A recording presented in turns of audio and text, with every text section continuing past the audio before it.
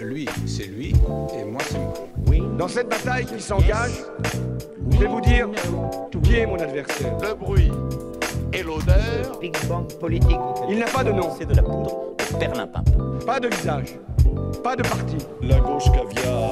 Et pourtant, Le sexe, il gouverne. ce qu'il y a de plus profond dans l'homme. Grâce au secours. Cet adversaire, c'est le monde de la finance. Ministre, ça agit. Je vous demande de vous arrêter. Un homme qui dit une bêtise, c'est une gourde. Une femme qui dit une bêtise, c'est une gourde. Conquiert la bravitude. Quand le moment est venu, l'heure est arrivée. La bonne question.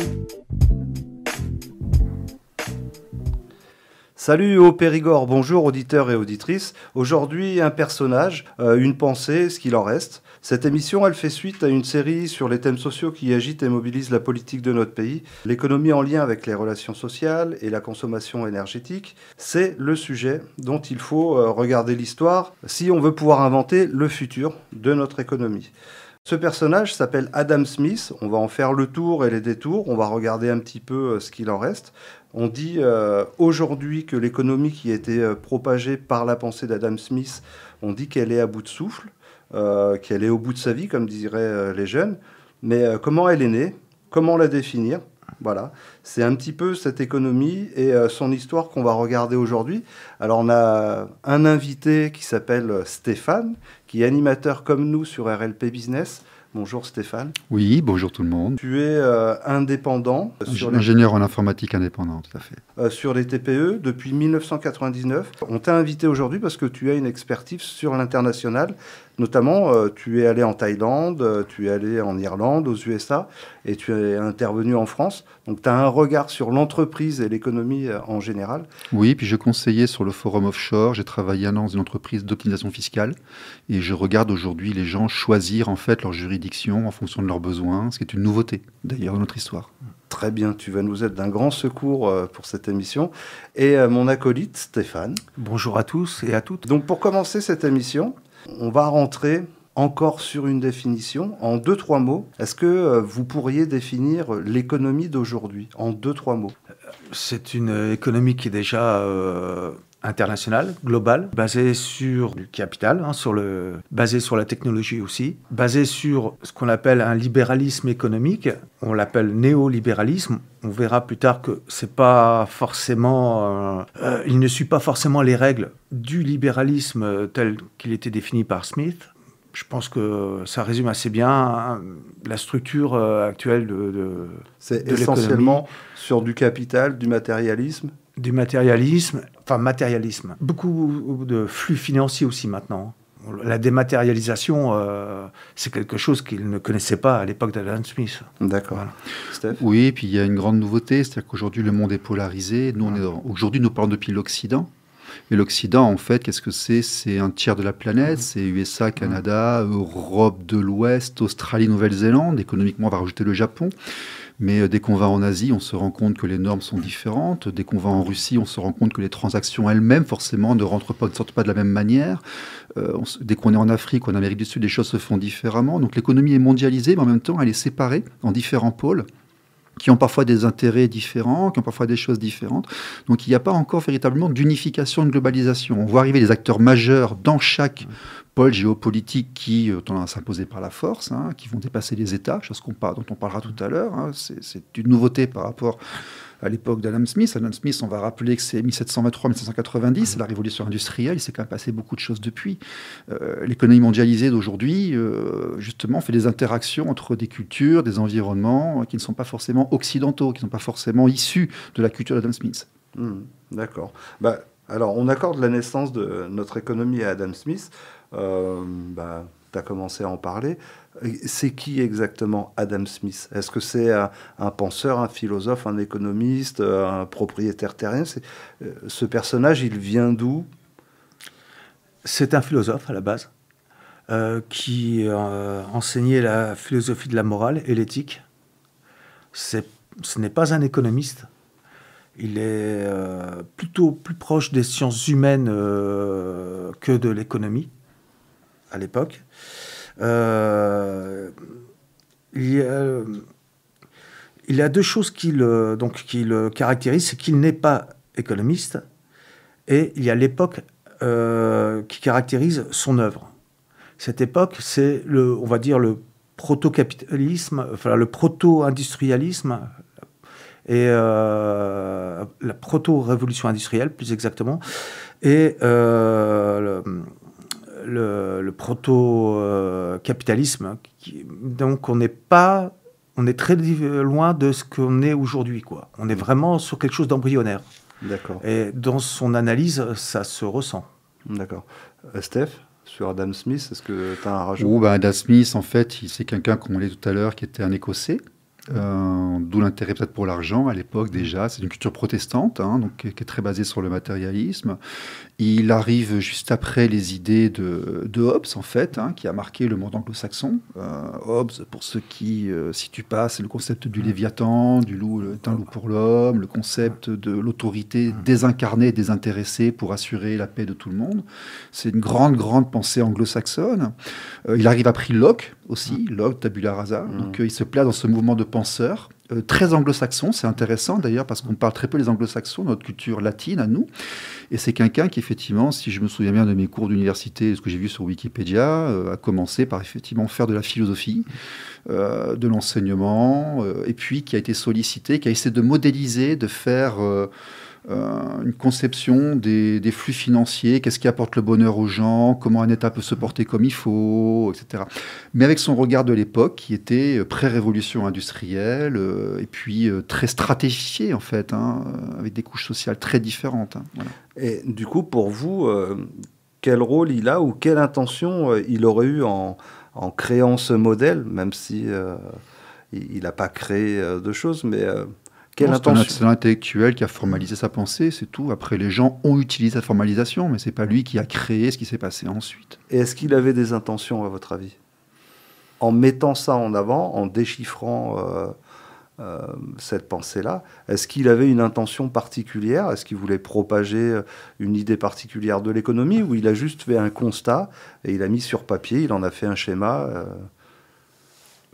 Il est bon de rappeler quand même que étant un enseignant en sciences humaines, il a mis l'homme au centre de sa modélisation. Ce que je veux dire par là, c'est quand on voit la microéconomie aujourd'hui, elle est principalement mathématique. C'est quand même une des parties des sciences économiques qui est très très mathématique. Lui, c'était l'humain avant tout. Donc c'est une vision tout à fait différente de ce que l'on a aujourd'hui. Oui, d'ailleurs, il insiste beaucoup sur les droits régaliens et les conditions optimum d'activité, donc il se place sur les gens. Mais on est à une époque où l'entreprise et l'humain de base, comme toi et moi, sont encore très différenciés. Il y a vraiment, si tu veux, on sort à peine de la monarchie, il y a la bourgeoisie qui s'est installée, donc tu as des grosses usines qui se mettent en place et tu as encore cette vision un peu marxiste de la société, si tu veux. Tu n'es pas à la fois ouvrier et entrepreneur. Aujourd'hui, ce n'est plus forcément le cas. Aujourd'hui, tu passes de patron de restaurant à Pôle emploi, tu vois, tu bouges d'un secteur à l'autre. Donc, ces analyses de l'époque sont à contextualiser, je pense. Tout à fait. À remettre, oui, dans l'époque. Ok, si on décortique un peu la machine libérale d'Adam Smith, quels sont ses points forts? Ses points forts, c'est d'avoir bien modélisé quelque chose qu'on connaissait depuis la nuit des temps, depuis que l'homme est homme, le troc. C'est-à-dire, il voit le marché comme étant un troc, du numéraire contre des biens, du numéraire contre des services, mais on reste dans le principe du troc. C'est-à-dire qu'il faut qu'il soit gagnant-gagnant. Et pour qu'il soit gagnant-gagnant, il faut que les deux parties soient satisfaites. L'acheteur pense avoir fait une bonne affaire et est très content d'avoir acquis un bien, et le vendeur, lui, a dépassé son seuil de rentabilité et gagne de l'argent. Il y a beaucoup d'éthique et de morale dedans. D'accord. Voilà. Pour toi, c'est un point fort, ça que... Oui. D'accord. Steph? Ça s'explique, parce que de manière historique, l'homme a toujours cherché un moyen de formaliser les échanges. Il faut se rappeler qu'à une époque de l'Antiquité, il y avait carrément des gens, au début de l'écriture, qui marquaient sur un registre qui donnait quoi contre quoi, lorsque c'était matériel ou non matériel, du travail contre des choses, avant que vraiment la notion de monnaie arrive. La monnaie ensuite représentait une valeur. Donc on se rappelle aussi cette époque des pièces carrées qui ont été interdites parce que les gens rabotaient les angles, parce que c'était en fait la valeur du métal elle-même qui était importante. À l'époque d'Adam Smith, l'argent avait encore une valeur, était rattaché à un étalon, était rattaché à quelque chose. On pouvait échanger sa monnaie ou alors ses bons contre quelque chose de tangible.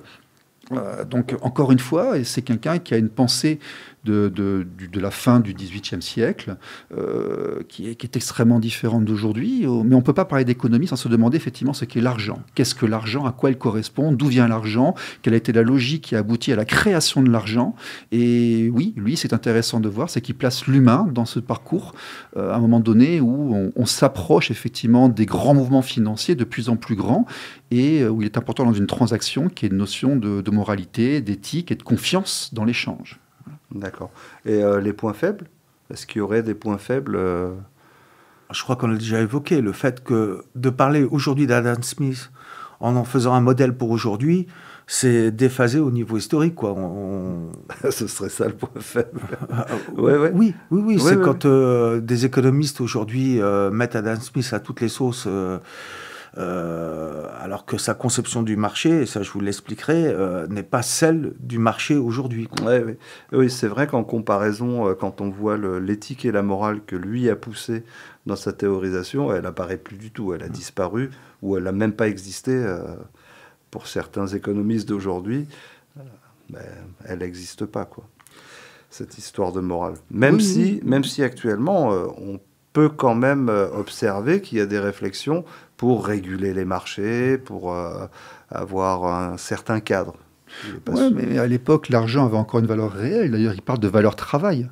C'est-à-dire, il est encore dans une logique où on échange des choses tangibles contre une notion d'effort. Aujourd'hui, on dirait vendre du temps pour de l'argent. Seulement, la façon de faire de l'activité, aujourd'hui, n'est plus formalisée de la même manière qu'à l'époque. À l'époque, effectivement, tout était temps égal argent, quasiment, où l'argent avait une notion de valeur travail ou de valeur quantifiée. Aujourd'hui, l'argent, en fait, est totalement dématérialisé. Ce qui compte, c'est la célérité, la valeur de propagation. On le détruit, on le crée, c'est une ligne sur un fichier Excel. Les chiffres n'ont plus rien à voir avec la comptabilité réelle. Il prend vraiment connaissance physique au niveau... chez nous, des conseils régionaux, départementaux, ou alors des grands appels d'offres de l'État. Au-dessus, c'est une notion purement abstraite, électronique. Donc, on ne peut pas aller sur une vision d'il y a 200 ans qui était basée sur la valeur travail et sur des choses quantifiables qu'on pouvait vraiment toucher et évaluer. Par contre, ce qui va être intéressant chez lui, c'est que c'est quelqu'un qui a commencé à formaliser son environnement et qui a posé des bases. Et puis, les gens ont empilé ensuite. Sur sa pensée. Donc il a une importance en tant que fondateur, on va dire, de la pensée d'aujourd'hui. Il ne représente pas la pensée d'aujourd'hui, mais il a aidé à la faire venir, à la créer. Ouais. Qu'est-ce que vous pensez de l'idée d'avantage absolu et l'autre idée de la division du travail qui a été mise en avant par Adam Smith? Est-ce que vous pensez que c'est des points positifs des réflexions qu'il a eues, ou est-ce que c'est des choses un peu négatives? Il analysait son environnement, puis à l'époque de la révolution industrielle, tout le monde se rappelle de Charlie Chaplin, les temps modernes, avec des gens qui faisaient des mouvements répétitifs, qui le rendaient complètement idiots. On avait le taylorisme aux USA, le stakhanovisme en Russie. La décomposition du travail, c'était une réalité de l'époque, qui n'était pas forcément très bonne pour l'être humain. Je crois qu'il l'a formalisé aussi, et qui a tendance à disparaître aujourd'hui, d'ailleurs. On dit que la machine remplace l'être humain, et parfois c'est bien. Ça dépend pourquoi, comment. RLP.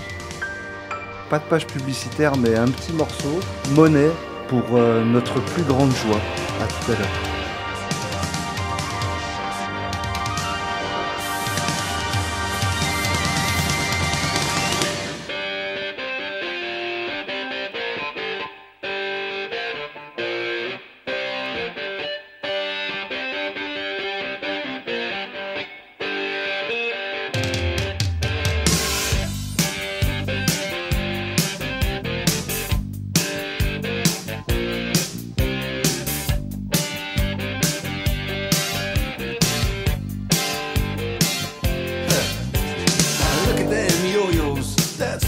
do it.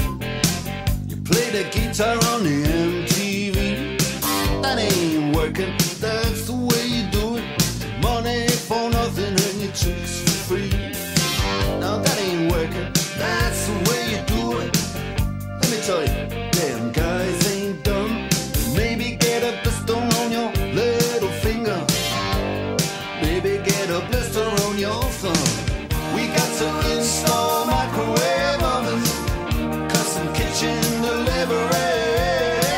We got to move these refrigerators. We got to move these color TVs. To the little faggot with the earring and the makeup. Yeah, buddy, that's his own hair. The little faggot got his own jet airplane. The little faggot, he's a millionaire. We got to install microwave ovens, custom kitchen deliveries. We got to move these refrigerators. We got to move these color TVs.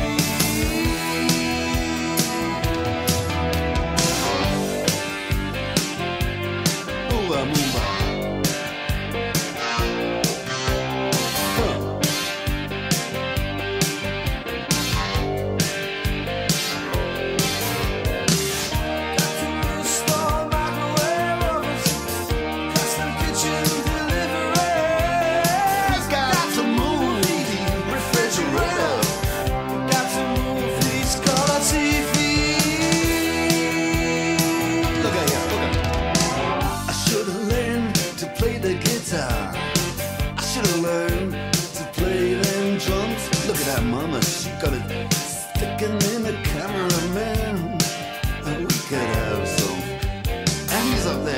What's that? Hawaiian noises. He's banging on the bongos like a chimpanzee. Oh, that ain't working. That's the way you do it. Get your money for nothing. Get your chicks for free. We got to install microwave oven, custom kitchen deliveries. We got to move these refrigerators. We got to move these color TVs. RLP. De retour sur RLP. Rebonjour à Adam Smith. Donc, pour reprendre une idée que Stéphane défend régulièrement, on espère que plus tard, la machine payera les mêmes impôts que les êtres humains. Moi, je suis favorable à ce que les machines cotisent. Ouais. Les machines, l'IA et les machines cotisent. Ah, ça y est, on a quitté Adam Smith, là. Je ne suis pas d'accord du tout. Alors, vas-y, pourquoi je ne sais pas s'il faut aller à ça tout de suite, mais non, parce qu'il y a tellement de choses qui ont été mécanisées depuis le début de l'humanité que si on commence à demander aux roues des tracteurs de payer des taxes parce qu'elles ont remplacé les chevaux il y a 2000 ans, on n'en finit plus, tu vois. C'est le sens de l'histoire aussi, quelque part. Non, mais la roue du tracteur, il y avait un conducteur dessus, quand même. Ça dépend. Oui, mais maintenant, si tu automatises tout... Je sais pas, le camion d'aujourd'hui, il représente 600, 800 charrettes de l'époque. Alors, tu vois, moi, je la trouve intéressante, cette question, parce que pour moi, elle est au cœur de la morale ou de l'éthique qu'on pourrait y mettre aujourd'hui. Vraiment, toute sa réflexion, elle était très cadrée pour faire attention. Ouais, je trouve que c'est intéressant de pouvoir se projeter sur un remplacement du paiement des impôts des êtres humains aujourd'hui, de le remplacer par ce que produit une machine. Je trouve que c'est intéressant. Je dis pas que c'est ce qu'il faut faire, parce qu'effectivement, si une machine, elle remplace 14 personnes, pourquoi elle payerait pas 14 impôts ça évite des trous dans des rapports... Et surtout, si on se retrouve dans un système où il y a 14 personnes qui n'ont plus d'emploi, ces 14 personnes ne vont pas consommer. Si elles ne consomment pas, pourquoi produire ? Ouais, mais là, on a fait un saut de plusieurs centaines d'années dans l'histoire et l'idéologie. Moi, je veux bien, mais d'abord, on va commencer par définir ce qu'est l'impôt. Hein. L'impôt, au départ, ce sont des gens qui sont plus forts que vous et moi, qui viennent et qui prennent une commission sur ce que vous avez. Il ne faut quand même pas oublier que, d'une certaine façon, les gens de la noblesse étaient des grands chefs de gang qui ont soumis par la force les autres pour s'imposer et leur prendre leurs ressources afin d'en avoir un château plus gros que les autres. Il ne faut quand même pas oublier ça. Je suis d'accord avec ta vision. Je suis d'accord avec on va être extrêmement réaliste. Hein. Si on va en Australie, par exemple, la notion de TVA date d'il y a quelques dizaines d'années à peine. C'est-à-dire que cette notion de prendre un pourcentage sur toutes les transactions qu'il y a, parce que nous avons le pouvoir de le faire, et si vous n'êtes pas content, on vient chez vous et on vous force à le faire, c'est quelque chose qui est quand même, dans l'histoire de l'humanité, qui a deux fonctions. La première, c'est de prendre et de faire de la prédation par la force lorsqu'on est en situation de le faire. Et puis, en deuxième lieu, qui a aussi pour manière de contrôler le petit peuple afin de laisser aux gros le pouvoir de faire des choses que eux, ils peuvent éviter. Alors, si on va sur l'économie d'aujourd'hui, tiens, en 2023, tu as Alphabet, Google, Amazon, Apple, Meta, Microsoft qui ont reçu 3,4 milliards de dollars d'amende pour avoir enfreint les lois.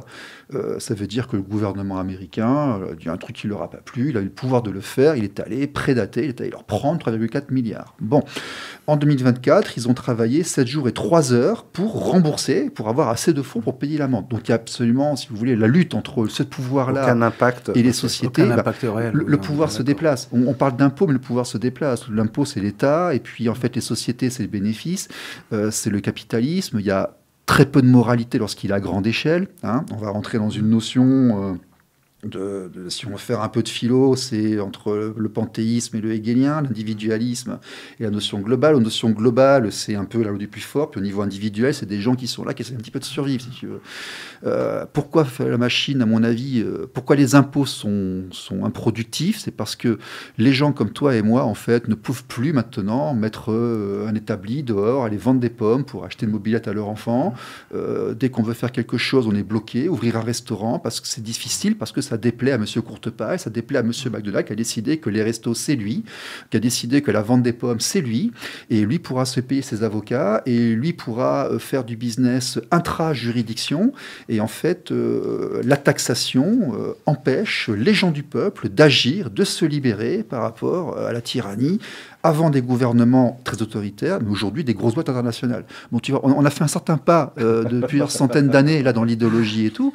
On est assez loin d'Adam Smith, mais Adam Smith, il mettait les gens au cœur. On n'y est pas si loin les gens que ça, sont toujours justement. au cœur. Oui, tout à fait. On va revenir dessus parce que je voudrais recentrer le débat sur Adam Smith et sur le capitalisme moderne.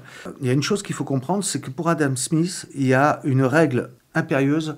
Il faut qu'il y ait multiplicité de vendeurs et d'acheteurs. Les oligopoles et les monopoles, pour lui, son système n'est pas opérationnel s'il y a ne serait-ce qu'un oligopole ou un monopole. C'est-à-dire que s'il n'y a pas assez d'acheteurs, pas assez de vendeurs en face, le marché ne fonctionne plus, enfin ne régule plus. Ouais. La détermination du prix, parce que le but du marché, c'est de déterminer un prix qui soit un prix éthique, on va dire. Voilà, un prix où tout le monde s'y retrouve. Si on arrive à ces situations-là, il le dit clair, net et précis, c'est vraiment la condition sine qua non pour que le système fonctionne. Et sur ça, il avait raison. C'est un déséquilibre qui se met. Oui, mais sur ça, il avait raison, en fait. Hein, sa parabole du boulanger, en fait, disant s'il y a plein de boulangers différents, ils vont travailler, se faire un peu concurrence. Donc, il instaure aussi le principe de concurrence. La concurrence aidant les gens à se surpasser et puis étant profitable, effectivement, au peuple de manière générale, parce que ça fait une égalisation des prix et puis ça fait une augmentation de qualité du produit. Et il dit, ben voilà, ben le jour où il n'y a plus qu'un seul boulanger, par contre, il va être un peu moins motivé, il y aura une baisse de qualité, et puis il va vendre très très cher parce qu'il n'y aura pas de concurrence. Donc il apporte aussi cette espèce... Donc on arrive aussi à son époque à la notion de... le producteur n'est pas encore une grosse multinationale, ce qui n'existait pas, qui ne pouvait pas analyser à l'époque. Il ne pouvait pas analyser le fait qu'un jour, une grosse société se mettrait en Pologne, commencerait à vendre des barils de pâtes à tous les boulangers du monde pour uniformiser les baguettes, et puis après faire que plus personne ira pétrir son pain durant la nuit, et donc le prix et la qualité s'en ressent parce qu'ils ne sont plus en compétition les uns envers les autres. Ils ne pouvaient pas le formaliser. Mais cette notion du marché, de dire que s'il y a une compétition entre diverses personnes, il va y avoir une augmentation de la performance individuelle, et donc une émulation, et puis ce sera bénéfique pour les gens. Et c'est une idée qui est intéressante. C'est un des premiers qui l'a écrit. On était sur les points forts et les points faibles de ce que a théorisé Adam Smith. Je trouve qu'on n'a pas assez appuyé sur les points faibles. Le point faible, c'est la fragilité du système où il ne faut pas de monopole ou d'oligopole. Si tu as des tentations monopolistiques, d'un côté comme de l'autre, ton système déraille, ton système ne fonctionne plus. C'est le point faible. D'accord. Voilà. Du coup, autour de son organisation, Adam Smith, il aurait fallu poser quoi? Des gendarmes de... Déjà, il explique que tout ne peut pas faire partie du marché. Déjà, il y a des choses qui ne peuvent pas être dans le marché. Il t'explique que certaines choses doivent être exclues du marché, ce qui est pour le bien collectif, le bien commun. T'as un exemple ? Oui, il parlait à un moment du système bancaire où il disait qu'on ne pouvait pas le faire rentrer tel quel dans le marché, par exemple. Il y avait des contraintes. Sur le blé aussi. Alors, sur le blé, il le matérialise d'une certaine façon, mais ça me fera toujours penser dans les années 80 en Tunisie où ils ont libéralisé le prix du blé et Bourguiba a perdu le pouvoir. Donc, c'est des choses qui sont... Pourquoi le prix du pain exactement ? Parce que c'est vital. C'est vital pour le bien collectif. À l'époque, il n'y avait que ça et la patate, je crois. Oui. Donc, du coup, sur des produits de... non, même pas encore la patate, c'est après la découverte des USA, donc elle n'était pas encore arrivée d'ailleurs. Il n'y avait que le pain et le blé. Donc, il ne faudrait pas de dérégulation, comme ça a été fait dans les années 80 chez nous. Il ne faudrait pas de dérégulation sur certains produits, sur certaines choses. Oui, mais ces produits évoluent dans le temps. Je veux dire, si on libéralise le prix du pain, ce qui a été fait, puisque la baguette était un prix fixe jusqu'à la fin des années 70, je crois, dans les années 70, ça a été dérégulé, il ne va pas y avoir de révolte du pain en France. Mais par contre, sur des choses plus substantielles, par exemple le riz, les pâtes et tout, si la nourriture finit par exploser, oui, il risque de révolte, ça c'est sûr. Donc, il y a eu. Dans l'histoire de l'humanité, il y a eu des révoltes de la faim, bien sûr. Des révoltes de la faim, oui, tout à fait. Donc, mais qui n'était peut-être pas forcément dû à un manque de régulation, mais peut-être dû à l'histoire de l'impôt dont Steph nous parlait tout à l'heure. Ou des conditions climatiques, ou tout simplement parce que le monde est incertain. Alors sur les conditions climatiques, aucun système économique ne peut rien y faire, quoi. Si on se retrouve sans blé ou sans... ça sera... Mais en fait, quand on y regarde bien, entre ce que Adam Smith a voulu poser avec un cadre, quelque chose de très organisé, très moralisé, et aujourd'hui, il en reste quoi d'Adam Smith aujourd'hui ? Mais là, c'est intéressant ce que tu viens de dire, parce que tu l'as contextualisé. Adam Smith, il arrive après Hobbes. Donc, il insiste sur le pouvoir régalien. Il s'appuie encore sur une notion où c'est à l'État d'instaurer la paix civile, la paix sociale, et de mettre en place les conditions de bon fonctionnement de l'économie. Donc, lui se repose, encore une fois, dans cette pensée anglo-saxonne, qui est très, très, très libérale, mais sous la protection de règles minimales, mais extrêmement fermes, identifiables et que tout le monde respecte. C'est la pensée anglo-saxonne d'origine, c'est la philosophie de Hobbes, et c'est ce que j'ai découvert, moi, lorsque je suis allé vivre dans les pays anglo-saxons. C'est-à-dire qu'ils ont une façon de réfléchir qui est basée sur chacun est maître de soi, l'espace vital, la sphère individuelle est très importante. Tant que je ne t'embête pas, je fais ce que je veux, mais il faut qu'il y ait des règles le moins possible, mais le plus ferme possible, pour garantir la paix civile, justement, et les bons échanges. Voilà. Ça, c'est la grande différence entre la pensée latine, qui est très formalisée, très réglementée, et la pensée anglo-saxonne, qui elle, aimera beaucoup moins la magouille, mais se basera sur des espaces comme ça.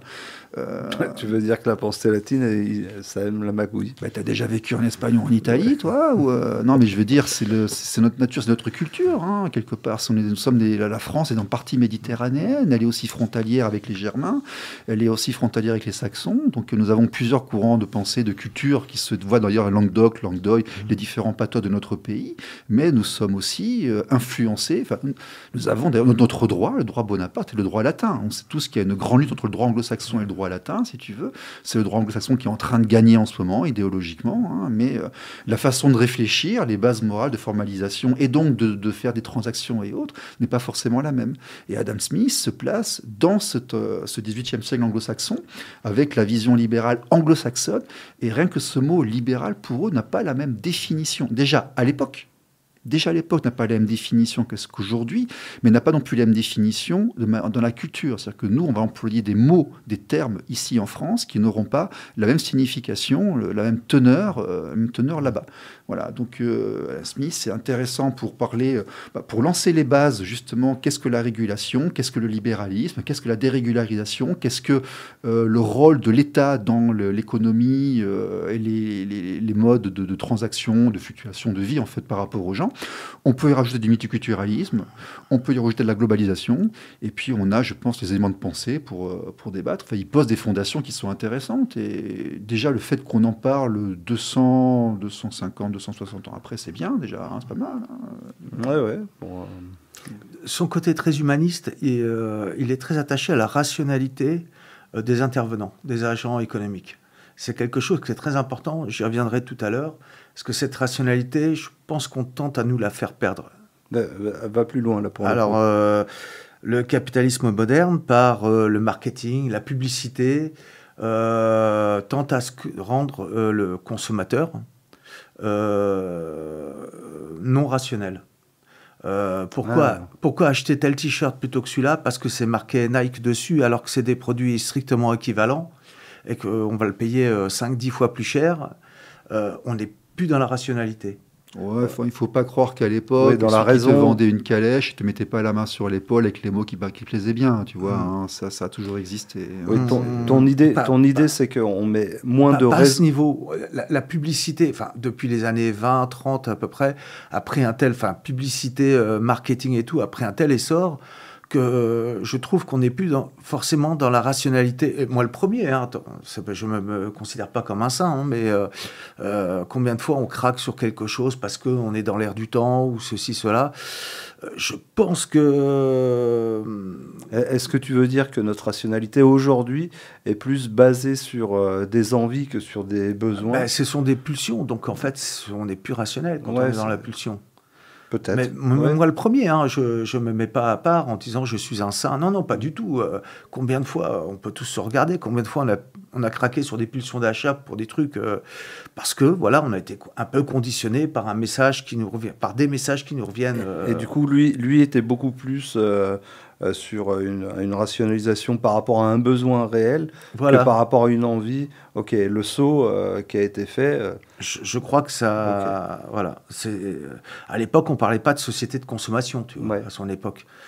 Aujourd'hui, je crois qu'on peut parler de société de consommation. On va se faire une petite pause. Pas de page publicitaire, mais un petit morceau de Nino qui s'appelle Monnaie. RLP. Une vie compliquée, je voulais des gros lovés, des billets colorés tout en vert. Une vie compliquée, je voulais des gros lovés, des billets colorés tout en vert. Un amour monnayé, est-ce que j'irai là-haut ou j'irai tout en bas en enfer? Et j'ai jamais regretté, personne en Anglata que personne ne voulait écouter. On a ramené la moulaga, y'a des bosseurs au P pour tartiner toute la journée. Et je suis dans le bloc bébé, je sais même pas si j'aurai le temps de t'aimer. Mais je vois mes peines posées sur le CD et je vais toujours me rappeler de ce qu'on s'est dit. Et les couteaux dans le dos transperceront mon cœur, pété sous votre cas j'oublierai tout. Et pour surmonter tout ça, fallait beaucoup d'honneur, faut que je m'en aille avant que je devienne fou. On aura tout voulu, on n'aura pas tout eu, malgré tout ça on était heureux. Je croyais qu'il était déchiré, mon cœur est recousu, mes blessures apaisées par l'euro. Je croyais qu'il était déchiré, mon cœur est recousu, mes blessures apaisées par l'euro. Yeah, you've got it all now. Got that money in your pocket, blow it all now. Tell me how does it satisfy the empty kind of feeling I know you feel at night.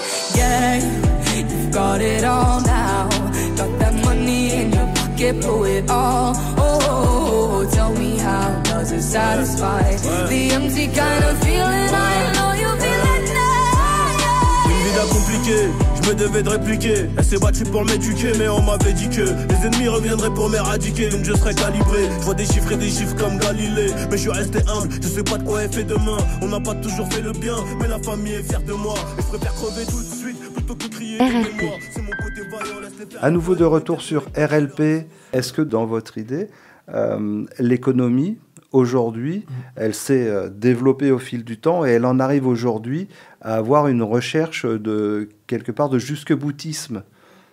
Est-ce que qu'est-ce que tu entends par jusque-boutisme? Dans la réflexion de départ de Adam Smith, c'était quand même de cadrer les échanges et ça en restait là. Et en fait, non, ça c'est nous qui l'avons rajouté. Le fait de demander à un État protecteur et paternaliste de nous protéger de nos bas instincts et de nos pulsions, ça c'est venu après. D'accord.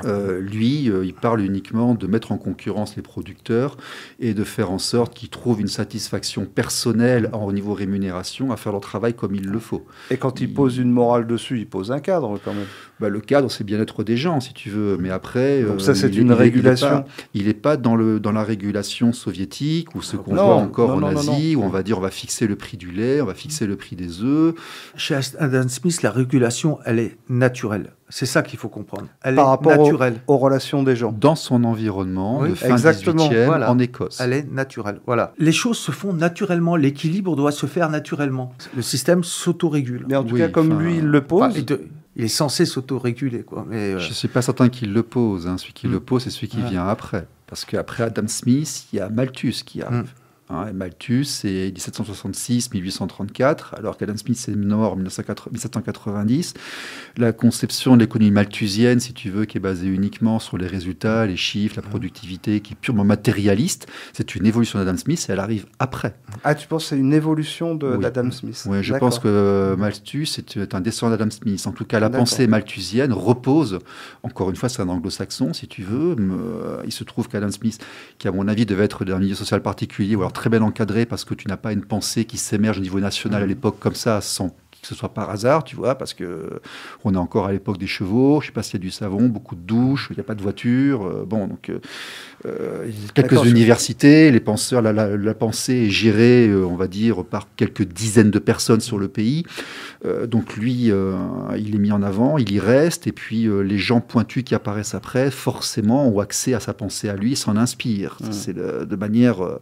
ils ont forcément été cooptés et rentrés dans le système de cette manière-là. Ah, c'est intéressant de le voir comme la suite, parce que Malthus, je le voyais plutôt comme un personnage... un technicien en fait de l'économie, quelqu'un tu vois qui défendait la rationalisation, des choses comme ça. Il a mis en équation en fait ce que ceux d'avant avaient lancé en principes généraux. Et qui n'était pas forcément un penseur ou un philosophe, mais plutôt un technicien. Je le voyais plutôt comme ça. Et pourtant, Hobbes et Malthus, on les met ensemble. Et Hobbes est le pur philosophe. Et la vision malthusienne, si tu veux, elle est très très terre à terre. Ouais, je trouve vachement intéressant que tu le mettes comme ça, le chaînon qui suit Adam Smith. J'avais pas fait le lien, moi personnellement, je les avais séparés. Et c'est pour ça qu'avant d'arriver à la notion de libéralisme telle qu'on l'entend, nous en Occident latin en 2023, il s'est passé plein de choses entre les deux, énormément. Oui, et notamment ça, parce que personnellement, je pense que c'est les techniciens qui nous font arriver à ce que Stéphane disait, à la société de consommation. Je pense que c'est les techniciens qui nous ont fait arriver là. C'est pas les penseurs. Après, Malthus a ses limites. Il a aidé, je pense, son époque à passer certains caps, mais la pensée malthusienne a ses limites. On le voit aujourd'hui dans le fait qu'il ne prend pas en compte tout ce qui est dématérialisé, que forcément il ne pouvait pas connaître. Voilà. Oui, dans une époque. Ouais. D'accord. Pardon, Stéphane? Non. Juste une précision. On parle souvent de la main invisible concernant Adam Smith, la main invisible qui interviendrait sur le marché. C'est le côté nature. C'est-à-dire que la main, c'est pas la main des hommes. C'est le mécanisme qui naturellement se met en place. C'est pas une intervention par des règles. La seule règle qu'il est vraiment, c'est il faut pas qu'il y ait de monopole, il faut qu'il y ait ni d'oligopole. Ça, c'est la règle. Et après, suivant sa conception des choses, le prix d'échange se détermine en fait de lui-même. Il devient évident pour les deux parties. Voilà. Aujourd'hui, vous pensez qu'il reprocherait quoi, Adam Smith, à notre économie d'aujourd'hui? Alors justement, je vais y venir. À notre économie d'aujourd'hui, qu'est-ce qui s'est passé entre-temps? Il y a une très forte industrialisation, une société qu'on a appelée de consommation. On trouve une agrégation de capitaux de plus en plus importante. Ce que je veux dire par là, c'est que si on se réfère à la loi de la gravitation universelle, le capitalisme a pris un peu la même voie, c'est-à-dire que la masse attire la masse, les plus grosses masses attirent les plus petites masses, les capitaux les plus gros ont attiré les capitaux les plus petits. On se retrouve dans un état comme ça, j'ai un chiffre comme ça, le Soleil représente 99,8% de la masse totale du système solaire. Google représente en France 90% du marché des moteurs de recherche. C'est-à-dire qu'il y a ce mouvement de concentration qui est là. Or, ce mouvement de concentration, qui quand même, je crois, on sent, enfin, je ne sais pas si Stéphane me contredira dessus, il est quand même de plus en plus prégnant. On sent que les choses, quand on regarde le nombre, par exemple, d'hypermarchés qu'on a aujourd'hui par rapport à ce qu'on a connu dans les années 70, il y en a de moins en moins. Enfin, en nombre, ils sont toujours importants, mais d'entreprises derrière, il y en a de moins en moins. Parce que tu es français. Oui, mais Je m'explique, tu vas en Allemagne, il n'y a pas de grande surface. Ça c'est... Et tu vois, et c'est quoi? C'est à 30, c'est à 1 heure de route. Donc, pour certaines parties de chez nous, nous c'est 1 heure d'avion depuis ici. Pour certaines parties de la France, on passe la frontière. Prends les constructeurs automobiles, il y en a de moins en moins. Ils se concentrent de plus en plus. Oui. L'industrie aéronautique, ça se concentre de plus en plus. Oui. Tous ces domaines se concentrent. Oui. Et donc, ça fait une accumulation de capital de plus en plus important. Et le problème, c'est que par rapport à notre bon vieil Adam Smith dont on parlait tout à l'heure, on se retrouve dans des situations à minima d'oligopole, voire de monopole. Oui, mais ça, ils ne pouvaient pas le voir. Ils ne pouvaient pas voir que les grandes sociétés modernes... C'est très bien. Mais c'est intéressant. Jamais dit qu'ils le voyaient. C'est le fait que, justement, les structures privées...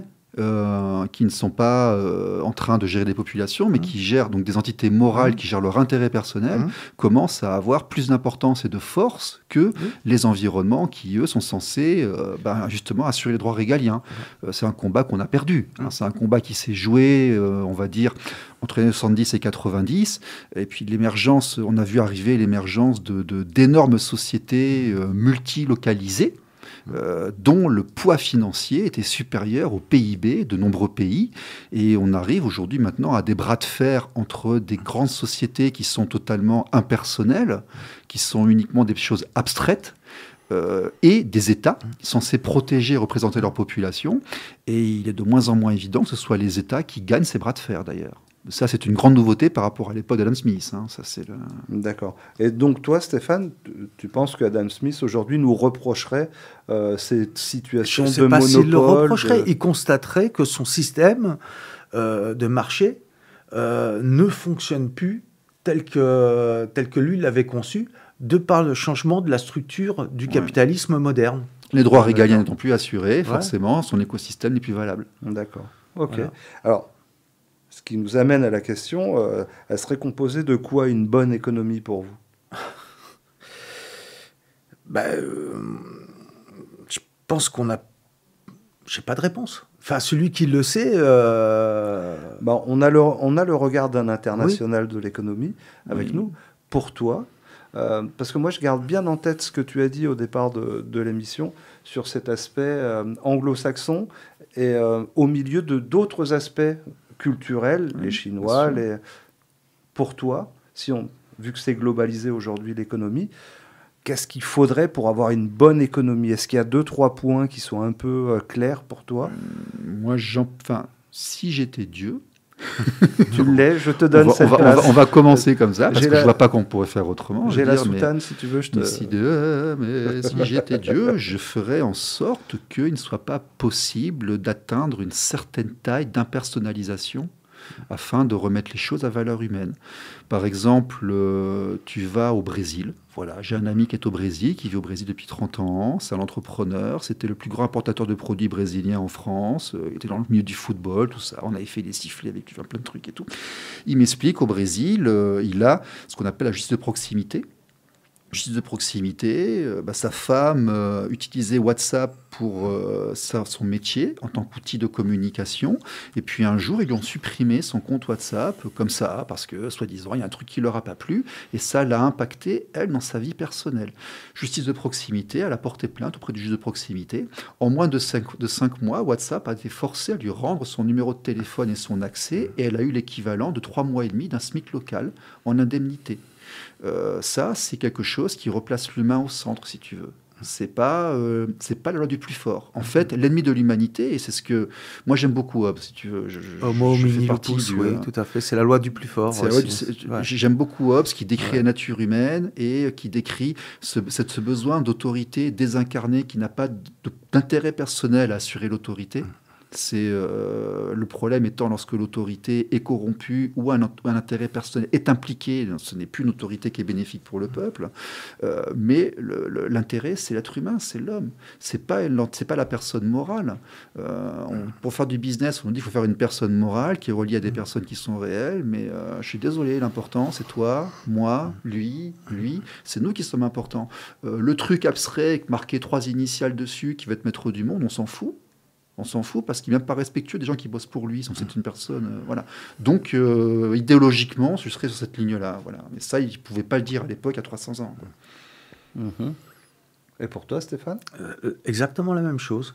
C'est-à-dire que tu prends par exemple Rousseau qui, lui, alors parce que nous, on est français, on nous met toujours Rousseau à toutes les sauces, l'homme est naturellement bon, c'est la société qui le pervertit. Hobbes disait, non, l'homme, s'il n'y a pas la société pour le modérer, s'il n'y a pas... il va s'entretuer. Il est sauvage. Oui. Hein ? Il est sauvage. Mais nous avons une partie de nous qui est sauvage. Mais d'où l'intérêt d'apprendre à se contrôler. On parlait des pulsions tout à l'heure dans les magasins. Je suis désolé de dire aux gens que ça aide aussi de se contrôler, tu vois. Hein. Ah, mais je suis tout à fait d'accord. Je constate un état de fait. Après, c'est le jeu. Hein. Oui, mais j'aime bien mettre un petit briquet de temps en temps pour que ça remonte un petit peu. Je vais dire, si moi je m'écoutais, je mettrais toute ma fortune dans ci ou ça. Et puis après, c'est la cigale et la fourmi, tu vois. La Fontaine, la cigale et la fourmi n'a pas attendu l'invention du marketing de masse pour exister. Donc après c'est Darwin, tu vois, hein, ou Lamarck. Hein. C'est à nous aussi de nous adapter à notre environnement. Hein. Oui, pardon.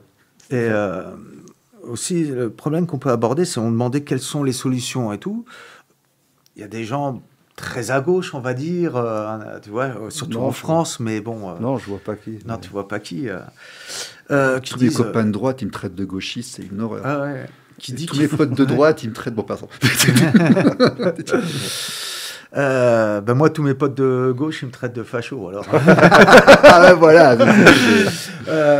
Mais en fait, t'es comme moi, t'es anglo-saxon. Et c'est un point de vue qui n'existe pas dans le paysage politique francophone. Qui n'existe plus depuis une trentaine d'années. Le libertarien, tel que ce mouvement de pensée libertarien qui est apparu chez les anglo-saxons, qui descend directement de Hobbes, de Locke, de Malthus, d'Adam Smith, tout ça, qu'on voit beaucoup aux USA, n'existe pas dans l'offre électorale et le paysage politique français.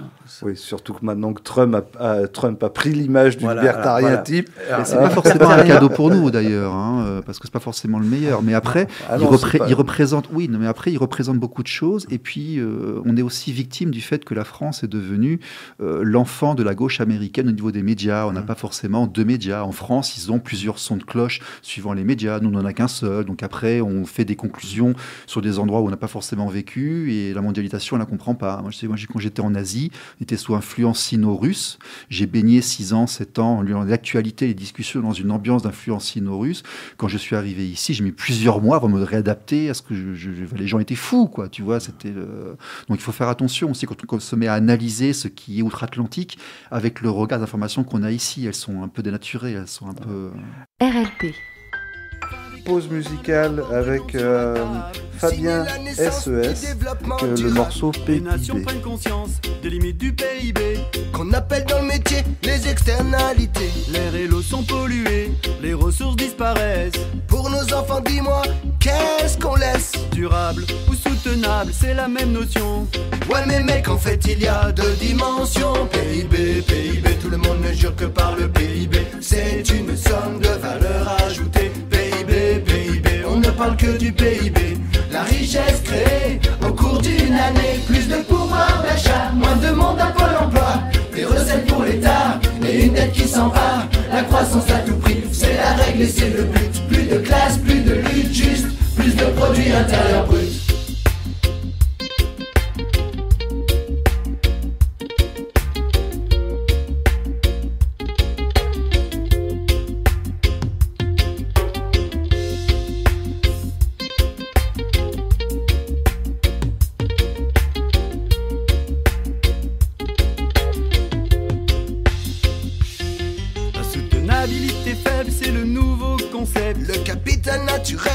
Substituable dans les mers, les océans, de moins en moins de poissons. De toute façon, dans le futur, on aura l'aquaculture. Avec leurs savants modèles théoriques, les économistes nous vantent les bienfaits du progrès technique. Les innovations majeures seraient la conciliation entre croissance économique et conscience écologique. PIB, PIB, tout le monde ne jure que par le PIB. C'est une somme de valeur ajoutée. PIB, PIB, on ne parle que du PIB.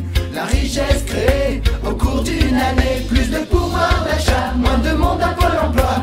Des recettes pour l'État et une dette qui s'en va. La croissance à tout prix, c'est la règle et c'est le but. Plus de classe, plus de lutte, juste plus de produits intérieurs bruts.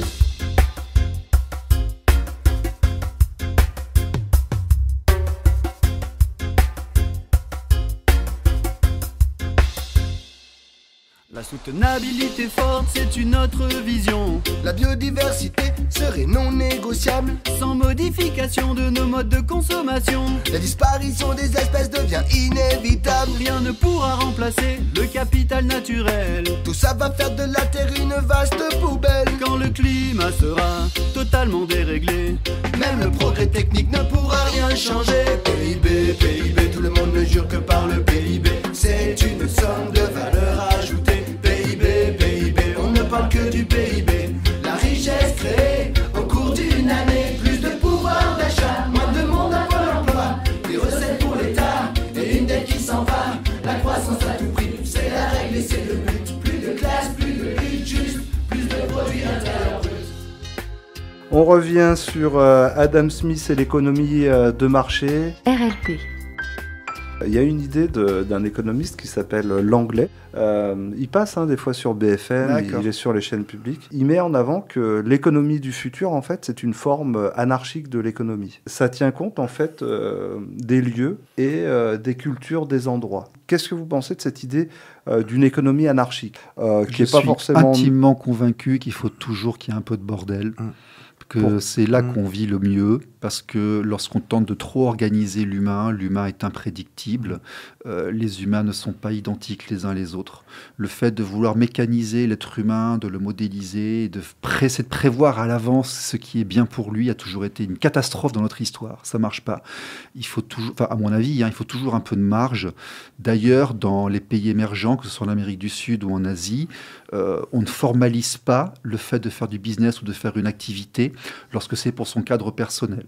Si tu veux faire ta petite épicerie, vendre ta petite production locale, donc c'est pour te nourrir toi et ta famille, t'as pas de taxes, t'as pas de TVA, t'as pas de machin, t'as pas de papier. Quand ça prend une certaine envergure, ça commence à empiéter, si tu veux, sur le système collectif, là tu vas rentrer dans l'informalisation. Et cette chose-là fait que les gens vont pouvoir se nourrir et puis faire ce qu'il faut. Quand tu vas commencer à trop réguler, à trop mécaniser, tu vois en Union soviétique, à l'époque, des fois il y avait des œufs, des fois il n'y en avait pas. Des fois il y avait du lait, des fois il n'y en avait pas. On avait pensé qu'à l'époque ça se serait bien, et puis on allait faire des chaussettes pour 10 ans. T'avais pour 10 ans de chaussettes, mais t'avais pas de slip. Ça s'est jamais bien passé comme il faut. Voilà. Et garder la possibilité de plusieurs offres pour que la meilleure offre nous reste à nous. Alors, je suis parfaitement d'accord avec toi. Oui. Parce que quand on voit, par exemple, la microéconomie telle qu'elle est enseignée en France, c'est tout doit être rationalisé sous forme de fonctions, d'équations, de fonctions. Tout doit être modélisé. Enfin, c'est voué à l'échec. Personne ne peut modéliser le comportement humain. Or, l'économie, c'est la science qui étudie les échanges entre les humains. Non, c'est le niveau d'abstraction qui dépasse le côté physique que nous avons. Nous nous retrouvons, nous, à travailler pour des choses abstraites qui, elles, ne sont pas dans l'humanité. Mais oui, c'est ce qui me fait dire aussi que tu mécanises pas l'être humain. Ça marche pas. T'as donné une marque IBM, faut en donner 2 autres. Nesquik, Durex. Apple, c'est mieux que Microsoft, et puis Netscape, c'est bien, et puis Internet Explorer, c'est pas bien, et voilà. Bon. Voilà, vive Linux, et youpi. Mais, alors, du coup, si je comprends bien, dans vos réflexions, vous arrivez un petit peu à la même chose. L'économie, c'est pas à définir, en fait, c'est juste à accompagner par des voies éthiques. Est-ce que l'homme a la prétention de refaire la physique de l'univers ? Non. S'il pouvait arriver à la comprendre déjà. Oui, voilà. Déjà, s'il pouvait... la même chose en économie. Si déjà il pouvait comprendre vraiment ce qu'est l'économie... Il va se passer des années, des dizaines d'années avant qu'on comprenne vraiment ce qui se passe dans l'intégralité des échanges humains. Ouais. D'où la célèbre phrase de Mitterrand, il n'a pas dit que des bêtises. Il disait, de toute façon, j'ai compris qu'une seule chose, c'est que les économistes n'ont rien compris à l'économie. Parce qu'en fait, chaque fois, vous allez avoir quelqu'un qui va arriver avec sa grande théorie et tout... Enfin, je veux dire, voilà. Oh, je sais pas. Moi, je connais un ancien conseiller du président qui, après le mandat de celui-ci, est allé en Angleterre pour monter un fonds d'investissement à plusieurs milliards de dollars. On se demande où ils ont trouvé l'argent pour le faire. Il avait compris des choses à l'économie, lui. Oui, tu parles d'Attali, je pense, non ? Ah, la main. Non, Attali n'a jamais été un économiste. Et puis après, moi, j'ai un point de vue qui est très simple. Quitte à dormir dehors... Autant que ce soit dans une Jaguar que sur un vélo. Oui, c'est sûr. Bon, c'est plus confortable. Oui, d'ailleurs, il est assez alarmiste sur l'économie, Attali. Alors, Attali, on lui fait aussi le grand reproche de... La guerre civile permanente. Alors, on prend des extraits d'Attali et on dit souvent c'est ça qu'il veut. Il est peut-être devenu aussi le réceptacle d'une certaine protestation et contestation, alors que le pauvre gars, il n'est pas forcément, tu vois, c'est pas lui qui décide non plus. On va arriver à la fin de cette émission. Est-ce qu'il y a des sujets, vous, pour clore l'émission, que vous voudriez aborder? Ouais, foutez-nous la paix, laissez-nous entreprendre et mort aux impôts. Je dirais d'entendre des néo-capitalistes et néo-libéraux dire le marché, vu ce qu'ils en ont fait, ça ne me convient pas. Mais je n'ai pas de solution à apporter, par contre. Là, je suis désolé, je ne suis pas Attali, je n'ai pas de solution à apporter. Oui, puis allez faire vos courses, parce que si on parle du marché, là, vu qu'il n'y a plus de voies pour aller alimenter les magasins, je suggère à quelqu'un un petit sac de riz, là, chez lui. Donc voilà, c'était une émission sur l'économie. C'est très complexe quand même, l'économie. Il faudrait pouvoir faire 3-4 heures dessus. Ah oui, si. Et l'aboutissement logique de tout ceci, c'est le survivalisme. Tu crois? C'est la recherche de l'autonomie et de l'indépendance. Ah. Mais oui, quelque part, parce que pour ne pas dépendre de personnes morales, d'entités qui vont essayer de t'imposer leurs règles commerciales en passant à côté des droits régaliens et de ta protection, eh ben, c'est à toi d'essayer de trouver ton petit espace avec ton petit jardin, tes voisins, ton voisinage, ton milieu social, ton groupe, en fait, pour essayer de te faire ta vie, ton indépendance, en essayant d'éviter qu'une force extérieure vienne te contraindre ou t'empêcher de faire des choses très intrusives. Voilà. Donc l'aboutissement de ça, c'est le survivalisme.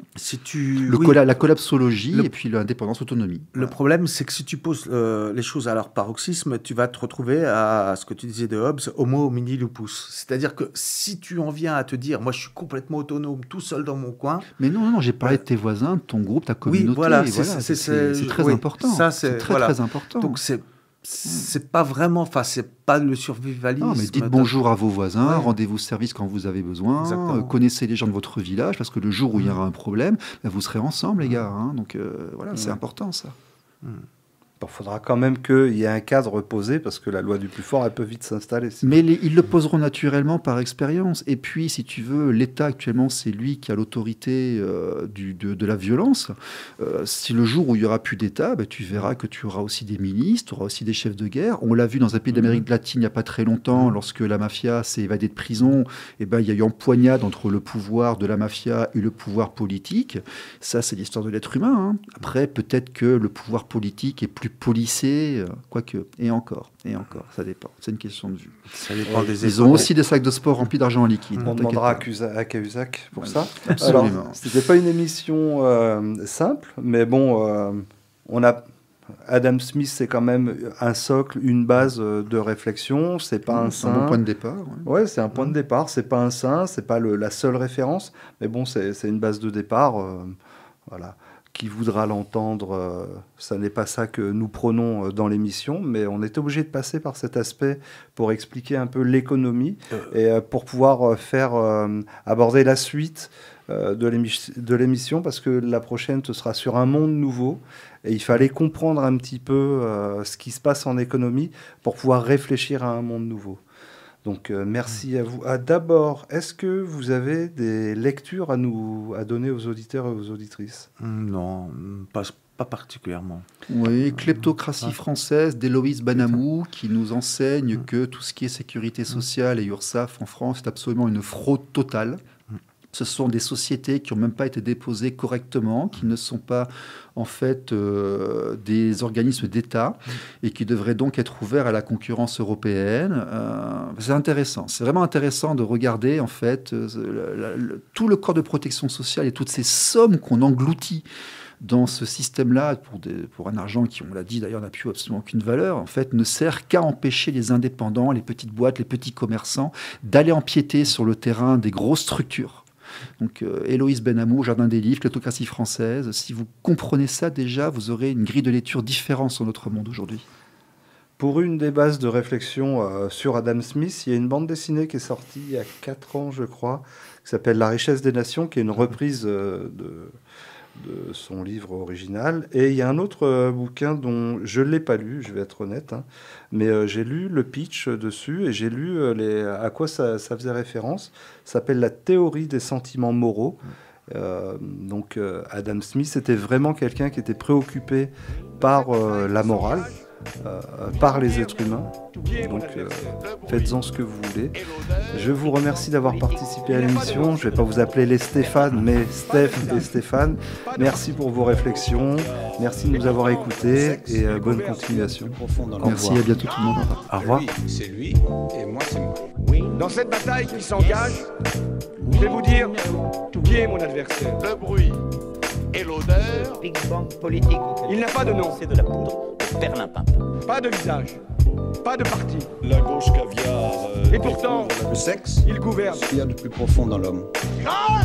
Au secours! Cet adversaire, c'est le monde de la finance. Ministre, ça agit. Je vous demande de vous arrêter. Un homme qui dit une bêtise, c'est une gourde. Une femme qui dit une bêtise, c'est une gourde. Conquiert la bravitude. Quand le moment est venu, l'heure est arrivée. La bonne question.